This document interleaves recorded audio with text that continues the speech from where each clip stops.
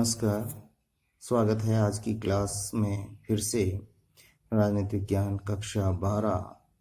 के इकाई 1 भाग ब भारत के संविधान की विशेषताएं चैप्टर आज हम पढ़ने जा रहे हैं। पिछली क्लास में हमने भारत के संविधान की विशेषताओं के बारे में विस्तार से अध्ययन किया था।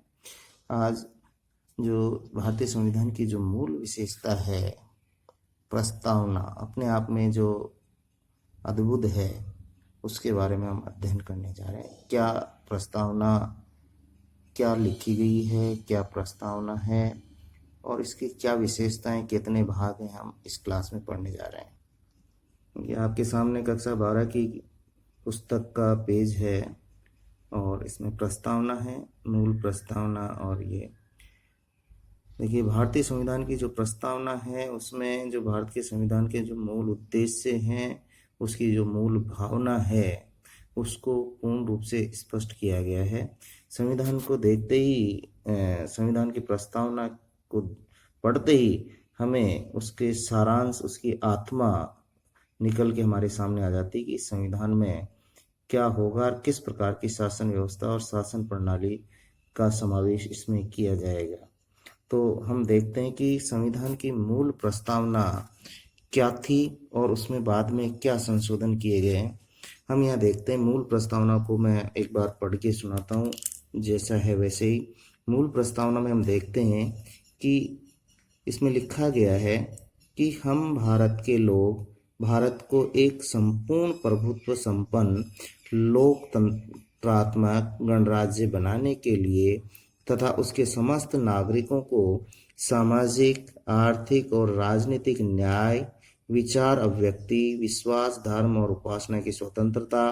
प्रतिष्ठा और अवसर की समता प्राप्त करने के लिए तथा उन सब में व्यक्ति की गरिमा और राष्ट्र की एकता सुनिश्चित कराने वाली बंधुता बढ़ाने के लिए दृढ़ संकल्प होकर अपनी संविधान सभा में आज तारीख 26 नवंबर 1949 ईस्वी मिति मार्गशीर्ष शुक्ल सप्तमी संवत 2006 विक्रमी को एतद द्वारा इस संविधान को अंगीकृत, अधिनियमित और आत्मार्पित करते हैं।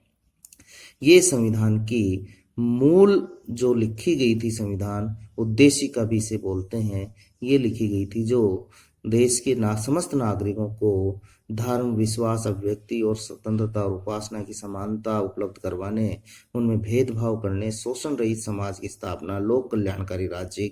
की अवधारणा को आगे बढ़ाने के लिए लिखी गई है। किंतु इसमें जो 42वां संविधान संशोधन अधिनियम 1976 की जो धारा 2 है, उसमें 3/1/1977 के अनुसार प्रस्तावना में जो संशोधन किए गए हैं, वो 2 संशोधन इसमें किए गए हैं। पहला तो जो संपूर्ण प्रभुत्व संपन्न लोकतंत्रात्मक गणराज्य लिखा हुआ था, उसके स्थान पर संपूर्ण प्रभुत्व संपन्न समाजवादी, पंथनिरपेक्ष और लोकतंत्रात्मक गणराज्य, यानी इसमें शब्द समाजवादी, ताकि आर्थिक विषमता को दूर करके मिश्रित अर्थव्यवस्था को अपनाया जा सके, और पंथ निरपेक्ष शब्द को जोड़ा गया है। इसके बाद में राष्ट्र की जो केवल शब्द लिखा हुआ था एकता, उसके स्थान पर एकता और अखंडता को प्रतिस्थापित किया गया है। इस संशोधन के पश्चात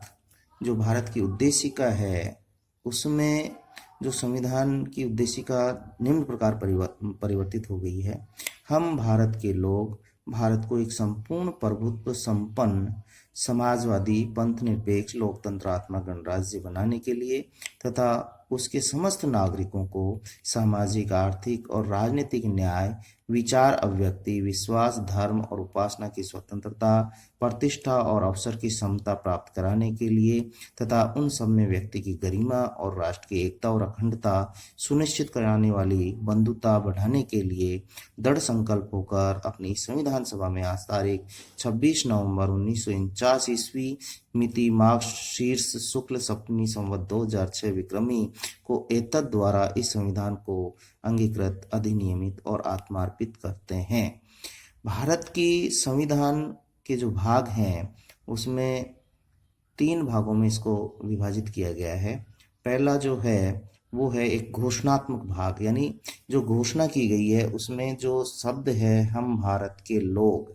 या हम भारत के लोग घोषणा कर रहे हैं, यानी जो संविधान सभा के जो प्रतिनिधि हैं वो संपूर्ण जनता के प्रतिनिधि के रूप में यहाँ घोषणा कर रहे हैं कि जो संविधान है वो भारत की जनता के द्वारा निहित है और अंतिम प्रभुसत्ता जो भारत के लोगों में ही, जो भारत की जनता है उनमें निहित है। ये घोषणात्मक। दूसरा जो भाग है संविधान की प्रस्तावना का वो है उद्देश्य भाग, और उद्देश्य भाग में जो क्लियरिफिकेशन किया गया है इसका वो है, सबसे पहला उद्देश्य क्या है, संपूर्ण प्रभुत्व संपन्न, यानी भारत का जो संविधान और राज व्यवस्था का जो मुख्य उद्देश्य है वो संपूर्ण प्रभुत्व संपन्न, यानी इसमें किसी विदेशी शक्ति के अधीन ये नहीं रहेगा, यानी संपूर्ण प्रभुत्व संपन्न है। दूसरा समाजवाद है, आर्थिक विषमता को दूर करने के लिए 42वें संविधान संशोधन में ये समाजवाद शब्द जोड़ा गया है, और इसमें पिछड़े वर्गों के जीवन स्तर और कमजोर वर्ग हैं उनको ऊंचा उठाने के लिए मिश्रित अर्थव्यवस्था को अपनाया गया है। ये पंथ निरपेक्ष, यानी धर्म के क्षेत्र में भी जो राज्य है भारत राज्य, वो उसका कोई धर्म नहीं होगा, वो किसी धर्म का अनादर नहीं करेगा, किसका प्रचार नहीं करेगा, न किसी का विरोध करेगा, और ये भी 42वें संविधान संशोधन के द्वारा 1976 में इसे जोड़ा गया है। मूल उद्देश्य जो है संविधान की भावना का, कि जो ऐतिहासिक परिस्थितियां थी उनको ध्यान में रखते हुए भारतीय जो संविधान निर्माताओं ने यहाँ की जो शासन प्रणाली है उसमें लोकतंत्रात्मक शासन प्रणाली को अपनाया गया है, जिसमें जो राज सत्ता का प्रयोग जो है वो जनता के द्वारा जो चुने हुए प्रतिनिधि हैं वो ही शासन सत्ता का संचालन करेंगे, और अंतिम रूप से जो सरकार है वो जनता के प्रति उत्तरदायी होगी। और ये संविधान सभी को जो सामाजिक, आर्थिक और राजनीतिक न्याय का आश्वासन प्रदान करता है। गणराज्य, गणराज्य का जो मतलब है कि जो शासन प्रणाली का जो शासनाध्यक्ष है, राज्य अध्यक्ष है, यानी सर्वोच्च व्यक्ति, यानी भारत का जो राष्ट्रपति है वो वंशानुगत नहीं होकर एक निर्वाचित होगा, और भारत के राष्ट्रपति का निर्वाचन जो आप जानते हैं अप्रत्यक्ष रूप से एक निर्वाचक मंडल जो कि राज्य की संसद और जो राज्य हैं उनके विधानसभाओं के जो निर्वाचित प्रतिनिधि हैं उनके द्वारा किया जाता है, और एकल संक्रमणीय मत प्रणाली, आनुपातिक प्रतिनिधित्व प्रणाली के द्वारा इसका निर्वाचन किया जाता है। तीसरा जो भाग है वो आप देखते हैं कि तीसरा है विवरणात्मक भाग, जो हम प्रस्तावना का देख सकते हैं विवरण में कि इसमें किस प्रकार का विवरण है और इसमें इन उद्देश्यों को किस प्रकार स्पष्ट किया गया है। तो पहले सामाजिक न्याय है, सामाजिक न्याय में कि समाज में रहने वाले प्रत्येक नागरिक को बिना किसी भेदभाव के, ये भेदभाव जो है जाति, धर्म, लिंग, वर्ग, नस्ल या किसी आधार पर भेदभाव नहीं, और उसके समानता का अधिकार प्राप्त हो। आर्थिक न्याय दूसरा है, अनुच्छेद 39 में आर्थिक न्याय के आदर्श को स्वीकार किया गया है, और इसमें राज्य को ये निर्देश प्रदान किए गए कि राज्य का संचालन इस प्रकार से किया जाए कि जिसमें जो समुदाय की जो भौतिक संपत्ति का स्वामित्व और वितरण है इस प्रकार से हो कि सबका सामूहिक रूप से हित संभव हो, और इसमें स्त्री और पुरुष के लिए समान कार्य के लिए समान वेतन, उत्पादन और वितरण के कार्यों का विकेंद्रीकरण हो, न कि केंद्रीकरण हो। तीसरा है राजनीतिक न्याय। राजनीतिक न्याय में जो वैक्स मताधिकार, संवैधानिक उपचारों का अधिकार, जो राजनीतिक न्याय है वो आदर्श रूप को प्रदान करते हैं और सभी को राजनीतिक व्यवस्था में समान रूप से भाग लेने का अधिकार ये प्रदान करता है। दूसरा इसमें आता है कि स्वतंत्रता और समानता और बंधुत्व। स्वतंत्रता, प्रत्येक व्यक्ति को विचार, अभिव्यक्ति, विश्वास, धर्म, उपासना की स्वतंत्रता, निवास की स्वतंत्रता प्रदान की गई है। तीसरा है समानता, देश के प्रत्येक नागरिक को किसी भी जो है प्रतिष्ठा और अवसर की समानता, किसी प्रकार की आजीविका प्राप्त करने की, पद और प्रतिष्ठा प्राप्त करने की समानता दी गई है। बंधुत्व, व्यक्ति की जो गरिमा और राष्ट्र की एकता और अखंडता सुनिश्चित करने वाली बंधुता की भावना को बढ़ाने का संकल्प किया जाएगा, और भारत में रहने वाला प्रत्येक व्यक्ति चाहे वो किसी धर्म, जाति का और किसी भी लिंग का हो, उसमें किसी प्रकार का भेदभाव नहीं करके बंधुत्व की भावना बढ़ाने का विचार किया जाएगा। महत्वपूर्ण है राज्य जो व्यक्ति की गरिमा और राष्ट्र की एकता और अखंडता, जो व्यक्ति की गरिमा और राष्ट्र की एकता, हम देखते हैं कि जो भारत है वो विविधता में एकता की भावना है।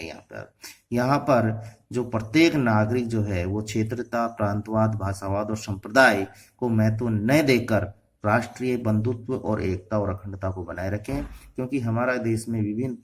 धर्म, संप्रदाय, विभिन्न क्षेत्रों के, विभिन्न भौगोलिक परिस्थितियों के लोग यहाँ पे रहते हैं। तो इस प्रकार से व्यक्ति की गरिमा और अखंडता को बढ़ाने पर बल दिया जाएगा। और इस संविधान में उद्देश्य भाग में लिखा गया है अखंडता। अखंडता जो शब्द है वो 42वें संविधान संशोधन में जोड़ा गया है और मूल उद्देश्य भारत की एकता और अखंडता को सुनिश्चित करना है। यानी भारत का जो निर्माण हुआ है उसको और अधिक विभाजित नहीं हो। कहा जा सकता है कि जो उद्देशिका है वो मूल आदर्शों को दर्शाती है और पूरे संविधान का जो सार है, आत्मा है, वो संविधान की प्रस्तावना में हमें प्राप्त दिख जाती है। जैसे ही हम संविधान की प्रस्तावना को देखते हैं, हमें संविधान की जो मूल भावना, आदर्श, विश्वास, आस्थाओं का हमें मालूम चल जाता है। धन्यवाद।